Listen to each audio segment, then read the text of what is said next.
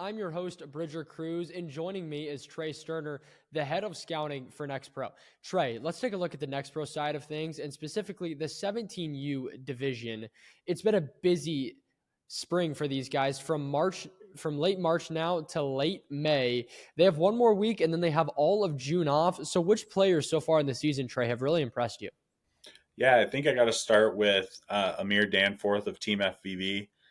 Just committed to North Dakota State, so he's our first Division I commit in this NXTPRO side of things. Kind of looking at some other players in this top 25. Eamon Ismail of Team Utah has been excellent. Nick Merman and Diego Brito of Florida Bayhawks. Shane Kirker and Caden Dones for Cap City. Rue Wells, Missouri Flight, has played really well. Xander and Brennan Gerard for Limitless Basketball have been lighting it up. Tennessee Travelers, Eli Williams, Rogue, Colton Brammer, and Gunnar Starnes have been excellent for them.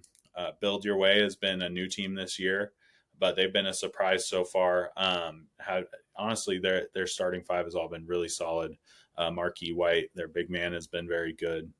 Alec Arnholt for Team Miami.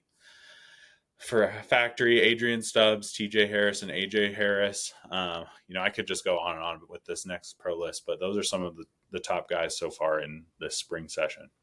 Trey, for you talk about some of those teams that surprised you. Have there been any others that you've seen that maybe you didn't expect to play quite as good basketball as they're playing right now? Yeah, I think in this top group for me, it's a nice mix of teams that we saw last year do really well, and even the year before for some of them, and teams that are new this year. So, teams that we've come to expect these good things from, Cap City, Missouri Flight, Team Utah, Rogue, Factory. Those are teams that have kind of won out, the last couple of years, and have kind of expected big things from them. But then some of the newcomers that I see in this top group, Limitless Basketball, I did not expect this out of them at all, but they've been playing really, really well. Tennessee Travelers is new to the circuit. They play great team basketball, defend really well. Self-Made Ballers had a good showing in Wichita. Build Your Way Elite is new this year out of California. Got a really good group. And then kind of on the bubble, that are kind of on the outside looking into that top 25. Some surprise teams there for me are KC Red Storm. They're kind of a surprise team in there, I think anybody would say, coming into the year, but they've been awesome. And then North Florida United is a new group as well that is sitting right there on that bubble that I maybe didn't expect to see there. Now, Trey, you talk about some of those bubble teams and you talk about teams that are in. Looking at the top 25 for you and seeing these standings, this is a big weekend for these teams. So the teams on the bubble and the teams that are outside looking in and the teams that are sitting in, what do they have to do this weekend to really solidify their spots in the top 25?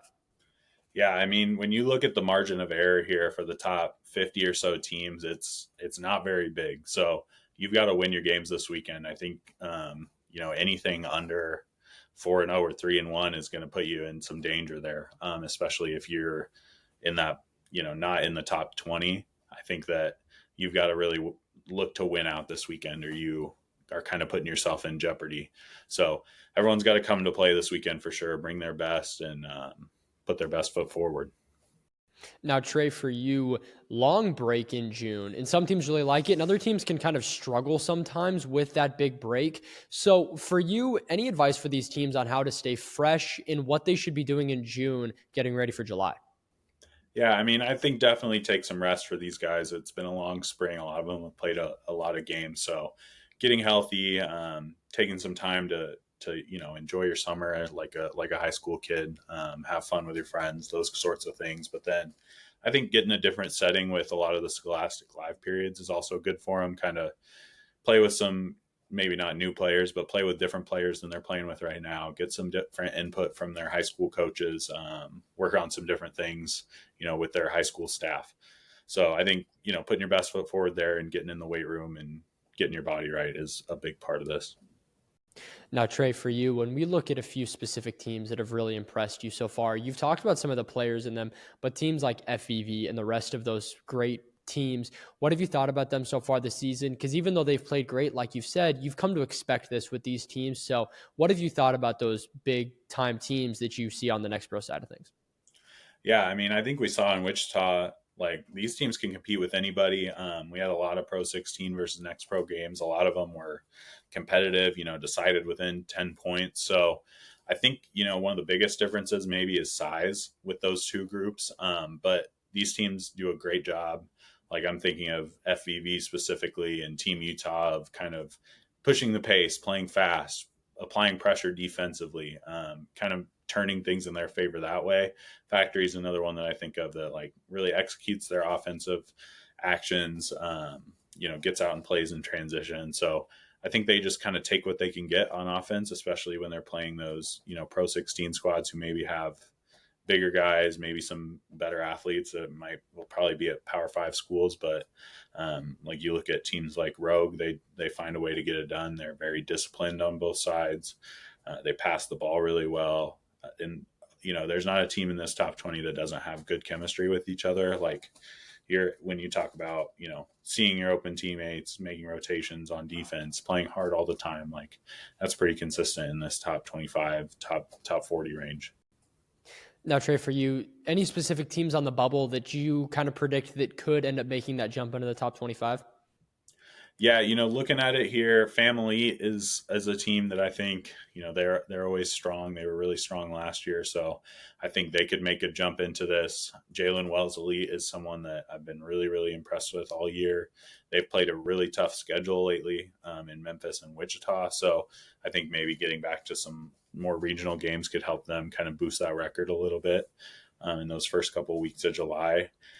And then Team Oklahoma, another one that, they're just a really gelled squad. They have great chemistry. They run their stuff really well. So I think you could see them make a jump here. And I know they have some good games this weekend in Norman. And Trey, for you, as you know, the top 16 teams in the Next Pro division end up making the jump and they get a chance to play in the Pro 16 finals. So for those 17U teams that could have the chance to go to the Pro 16 finals, who are your predictions for teams that can not only go, but end up making some noise there as well?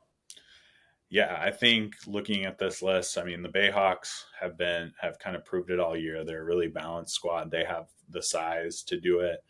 They have the skill on the perimeter with guards like Diego Brito. Last year, Cap City made some noise in the Pro 16 finals, so I think they're poised to maybe do that again this year. Rogue is always a dangerous team. I know that kind of our Pro 16 teams have figured out that they don't really want to see Rogue very much, especially when we get to those finals. So those are just a couple that I think could really make some noise there. And Trey, so some of those final predictions for you. I know every scout, it's kind of tough to see predictions, but for you in the 17U division, who are some of your predictions for teams that could be hoisting that trophy when we get to Orlando, Florida, late July? Yeah, I think, Florida Bayhawks, again, are going to be in their home state. So I think great chance for them. Cap City always fights. Some teams that aren't maybe in that top 10 that I think could potentially get it done. AO Flight Next has been really good this year. I wouldn't sleep on them. New Jersey Bulldogs have been winning a lot of games this season so far. And then maybe even taking it outside the top 20. I think I could see someone like a Jalen Wells Elite or a Circle City Shooters kind of work their way deep into the bracket. Trey, thank you for everything. We really appreciate all of your insight into the Next Pro 17U division. I'm your host, Bridger Cruz, and this has been another episode of the Next Pro Show.